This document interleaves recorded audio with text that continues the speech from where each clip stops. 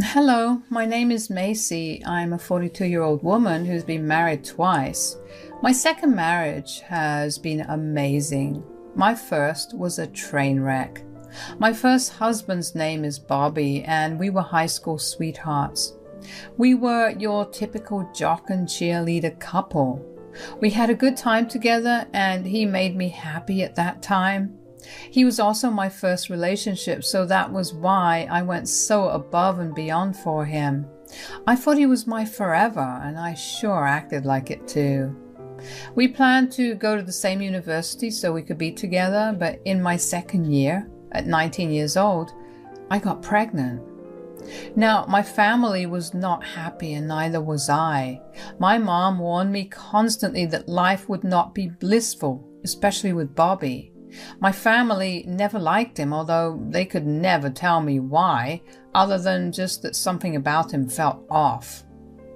Of course, as a teenager, I wanted to prove them wrong and rebel against them, so I ignored all their concerns. Our families agreed to support us until we graduated and got good jobs, which I was and still am super grateful for. Bobby and I got married in court, and we had our first child. At first, Bobby was an amazing father. I felt like I was proving everyone wrong. And then, about 2 years later, I got pregnant again. This time, I was a college graduate, but I had to quit my job so I could stay back and take care of the kids. Bobby worked 2 jobs to keep us afloat. It was a tough life, but at that time, I felt that as long as I had Bobby by my side, nothing could make me feel bad. But a couple of months after our second child, Bobby began to behave very differently. I tried to talk to him about it, but he never budged. And then one day, I had taken the kids out for a walk and came back to an empty apartment. None of Bobby's things were there. I panicked, of course, and seeing me panic made the kids cry. I tried calling him several times, but each time took me to voicemail. I remember rushing to my mother's place with 2 kids that were bawling while I tried my best to hold back my tears. My mother looked alarmed when she opened the door and let me in. What happened? I think Bobby left me. What? What do you mean? I took the kids for a walk, and when I got back, the house was empty of all his things. I can't get a hold of him either. Oh no, do you know why he might have left? I don't know. He'd been acting very differently for a while, but he wouldn't talk to me at all, and then today just happened. Okay, calm down a little. We should wait a little while, and if he doesn't show up, we'll file for divorce, and I'll help you out. But I loved him. How could he do this to his children? I know. I wish I could find him for you and ask him all these questions, but we have to move on. Not because it'll heal you, but because you have 2 kids to raise. My mom was right. So I spent the next few months painfully getting over him while raising 2 kids who looked a lot like him. I cried myself to sleep for many nights, but eventually months turned into years, and I slowly got over the pain. My kids obviously asked questions about their father, and when they were old enough, I told them the truth. They were devastated, but surprisingly understanding about their past. Together, as a family, we learned to live past the pain. My mom was obviously the biggest help for us, and she made raising 2 kids easier than it would have been all by herself. I happened to meet my current husband, Fred, at a bar 13 years after Bobby left me. I was out with my friends for one of their birthdays. My mom had the kids, and I figured it was the best time to let loose and have a little fun with my friends. For the better of the night, I stuck to my friends, and we just chatted and laughed for the most part. Towards the end of the night, I got approached by Fred. My friends had been begging me to get with the guy for years, but I was always too traumatized by Bobby to ever try again.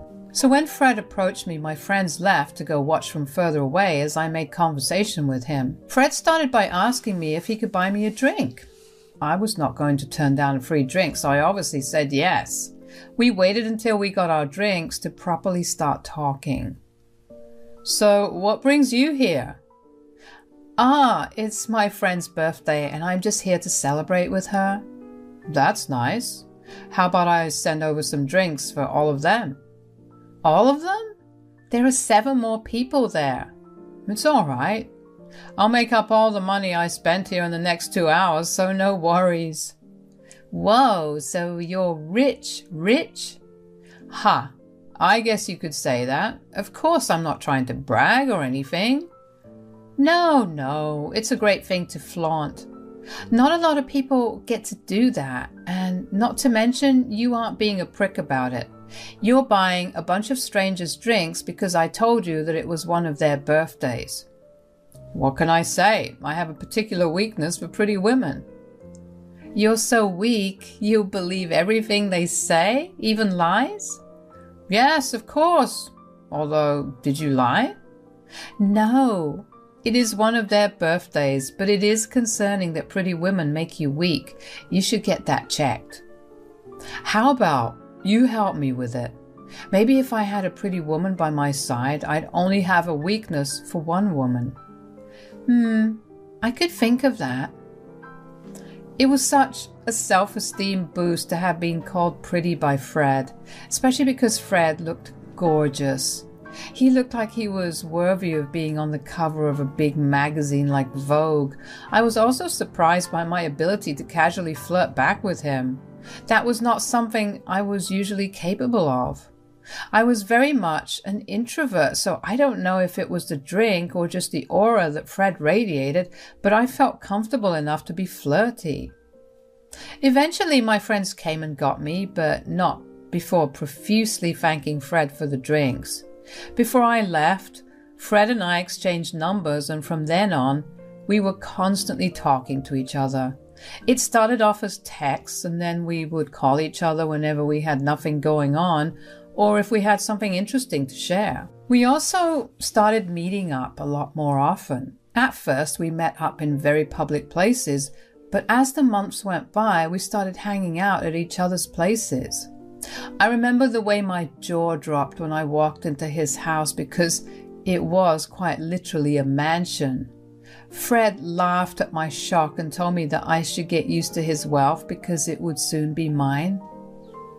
Fred was very open about wanting to marry me. He told me countless times how he had never felt so comfortable around anyone aside from me, and that only made me love him more. Fred was also more than open to me having kids. I remember him being particularly upset for me when I told him about Bobby.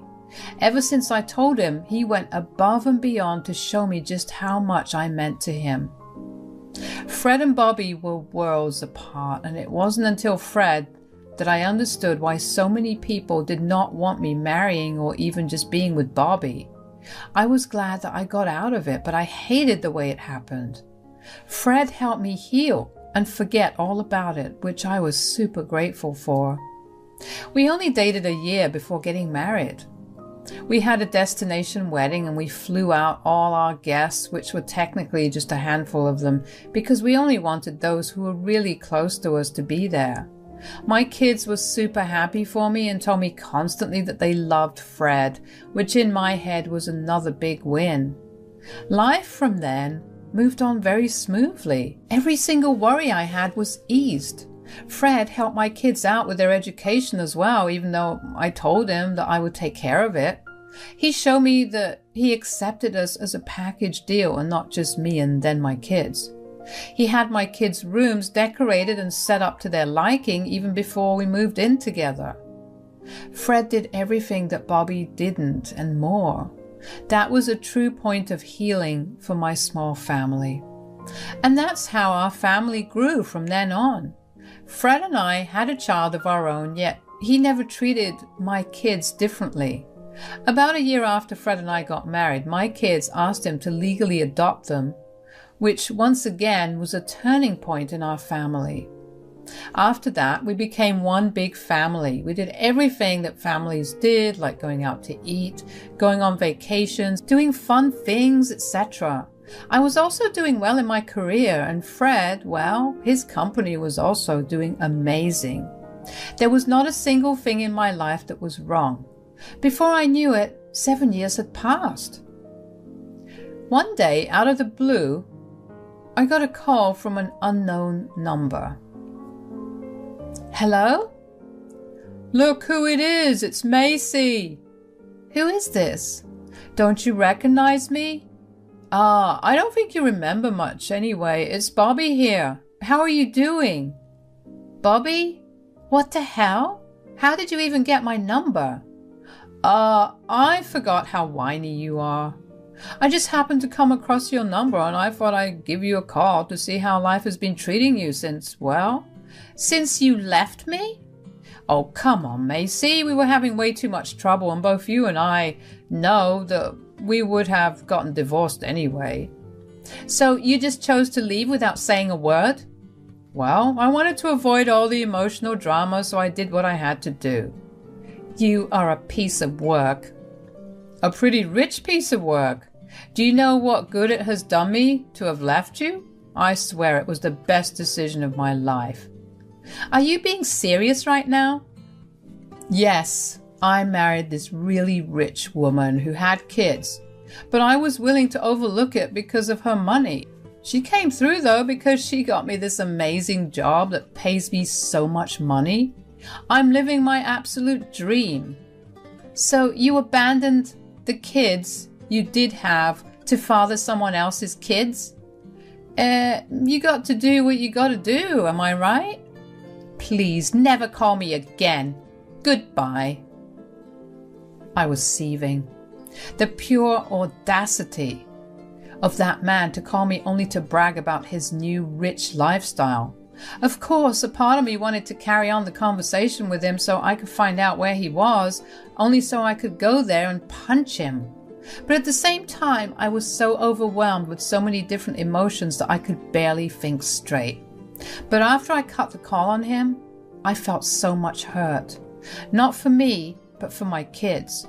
My poor kids grew up for the better parts of their lives without a father who was in fact too busy fathering his new wife's children.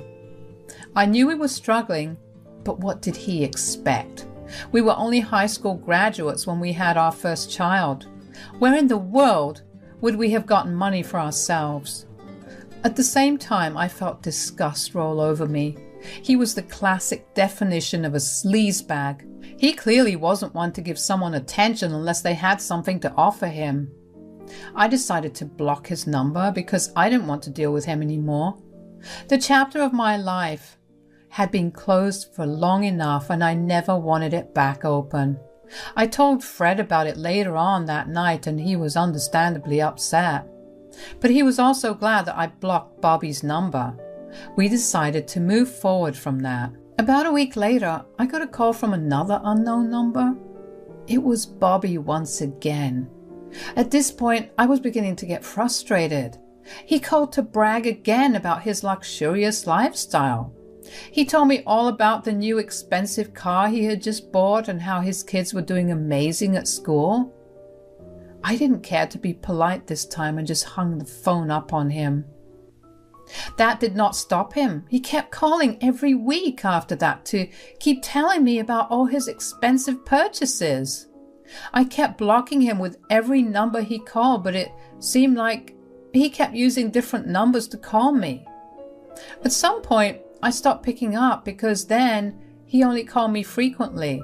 It seemed like he derived some sort of sick pleasure from bothering me so much. One particular day, I was at work and I was stressed when Bobby called me. "Oh, hey, Macy.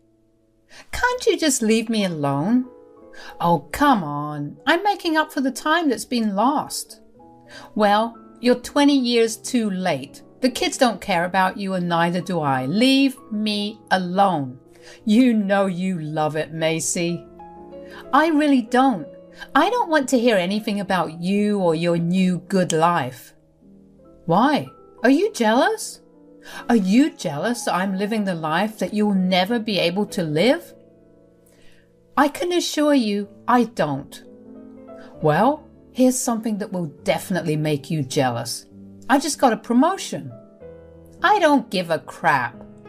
You know you're jealous. I mean, I just got a promotion at Digidome, one of the finest media companies. I'm going to hang up. I was furious and annoyed, but something he said kept tickling my brain. I was way too angry to think about it at that moment, so I let it go. When I got back home afterward, I thought about what it was that Bobby said that tickled my brain, and then it hit me. He said he worked for Digidome, one of the finest media companies, which I had to agree with. They were responsible for hiring and recruiting some of the most talented influencers and journalists in our city. The reason that I kept thinking about it, Fred is the CEO and founder of the company. Bobby was working for my husband. I could not believe how wonderfully the universe aligned for me. That meant that I could finally teach Bobby a good lesson, not only for bothering me, but also for abandoning his children. I waited with excitement until Fred got back home. When he did, I told him all about what had happened during the day. Did something happen? Why do you seem so hyper? Nothing happened per se, but I did find out something big. Oh, what is it? So, Bobby called again. That sick son of a gun. I swear if I had any way to get a hold of him, I would beat him up real good. That's the thing. He may be way closer than we ever expected. Huh? What do you mean? Well, today he called me to brag about his big promotion at work, which is Digidome. You mean to tell me that he works at my company? Yeah. At first, I couldn't help but think his company name sounded really familiar, and then it hit me. Did you really not remember the company I created? Listen, I was way too angry to remember my own name. Cut me some slack. I'm kidding. Anyways, do you want me to fire him? Absolutely, but before you do, I was wondering if there was going to be any way to humiliate him. Definitely. Bold of you to think that I wasn't going to fire him in the worst way possible for him. With that, we began planning how to go about creating the best revenge plan. We decided that we would wait a few more weeks before executing our plan to fire him. That was because we were going to record his calls to me and have them played in front of everyone. The company was going to hold a huge event in 2 months, and to our luck, Bobby was going to be in charge of it. There were going to be several big names present, and we were going to tarnish his reputation. Over the next few weeks, I was able to pick up all of Bobby's calls without getting frustrated or angry. Just knowing that I had the biggest upper hand was enough to put a smile on my face as I listened to him ramble about his wealth and my lack of it. But this time, I made sure to record every conversation. These conversations were going to come back to bite him hard, and I couldn't wait for it. At the end of the 2 months, the event happened. I originally didn't plan to go because I didn't like big crowds or having to talk to a lot of people, which was why no one really knew who the big boss's wife was. However, this event was where I would make my appearance. I wanted to see Bobby's fall while I sat on the throne. Fred bought me this gorgeous and very expensive dress, and that was what I wore. I stayed in the car until Fred called me because we didn't want Bobby to see me and make a run for it. I only entered when Fred gave his speech in which he told everyone about how he wanted to introduce his wife for the first time. When I walked up on that stage, Bobby was standing there. I saw his face drop and pale. I smirked at him as I walked by. He pulled out his handkerchief to dab the sweat that was all over his face. Fred then went on to praise me and talked about how much of an impact I had had on him these past 7 years, and how it had been a joy to raise my kids with me. With every praise Fred aimed at me, I saw Bobby sweat even more. I beamed with pride as the crowd clapped for me, and then Fred's speech took a turn. He began to talk about how I had been getting harassed by my ex-husband recently. He told the crowd about how my ex-husband had abandoned me and my kids to go father another woman's children just because she had wealth. But the universe had different plans for my ex-husband because he was working for his company. The crowd gasped and erupted into murmurs about who my ex could have been. Fred asked everyone to quiet down and told them that he was going to reveal who it was. Bobby kept looking towards the exit, but he knew that if he dashed it, Fred would not even have to reveal who it was because he would have outed himself. Fred then pointed towards Bobby and told everyone that it was him. The crowd once again erupted in murmurs. Bobby looked like he was about to pass out, but Fred wasn't done yet. He told everyone that he had proof of all of this and proceeded to play the recordings of all the calls that Bobby had made to me in the past few weeks. Bobby stilled as he heard everything. Fred then announced that because of everything that Bobby did, he would no longer be working with his company. The crowd cheered for Fred and me as we walked off the stage. Bobby was escorted off the event and the rest of it went smoothly. I had served my revenge and there was nothing sweeter than that. Fred and I had a blast at that event, and I even managed to find someone who offered me a position at their firm. The day after the event, I got my last phone call from an unknown number. "You're awfully bold to call me again after last night. You tricked me." "Whatever do you mean?" "You absolute witch. Don't play stupid with me. How could you not tell me that you were married again? And that too, married to my boss?" "Like I told you several times, Bobby, I simply didn't care about you." "I know that, but the decent thing for you to do was to inform me." "So you would only stop harassing me if you knew who my husband was? And if my husband wasn't your boss, you would have continued to do it?" "Don't twist my words." "I'm not twisting anything. And you're one to talk about being decent, Bobby. You know what decent thing you have done? Not abandon your family. If you could do something like that, I can do something like this. Have fun with your current family and I hope you'll find a new job." "I don't have a current family. My wife left me because of yesterday and she took the kids. And it's all because of you." "I didn't do anything. You did this to yourself. If you had just not called me, your life would have been what you had always wanted it to be. But I guess you can't have your cake and eat it too. Goodbye, Bobby, and good luck." It felt liberating to finally get back at Bobby and to know that I destroyed everything good in his life. I hope that Bobby learns to never mess with me or my family again, because he will never get anything good out of that. Fred and I continue to thrive together and our kids have grown into wonderful adults. My life is once again going smoothly and I no longer stress out about Bobby's calls. I'm finally vindicated and I feel way lighter than I have for the first time in a long while. Thank you for listening to my story.